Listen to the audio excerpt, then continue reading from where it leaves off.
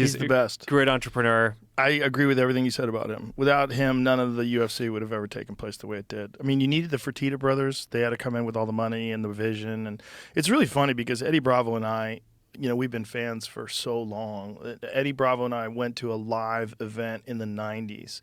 I was working for the UFC as a backstage interviewer, and he went there with Ricky Rocket. You know Ricky Rocket from Poison? No. He's a fucking black belt under the Machados. He's legit. Super legit. Really nice guy, too. Anyway, so Ricky Rocket and him were at the UFC, and we were talking about it in the 90s. We're like, you know what the sport needs? Because we were in love with it.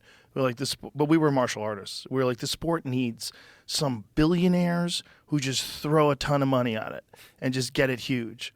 And then the Fertitta brothers come along. Billionaires with a ton of money who are huge fans of the sport, just love the sport.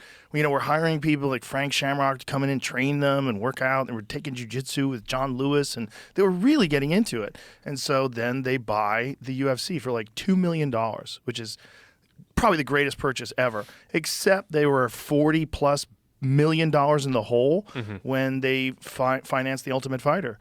And then that was 2005. And then this one fight takes place with Stephan Bonnar and Forrest Griffin on television. It's so wild and so crazy that millions of people start tuning in. The sport's born. Then you have Chuck Liddell, who was the champion at the time, who was the most fan-friendly champion you could ever have. Just a fucking berserker, with just psychopath with a fucking head tattoo and a mohawk, crushing people.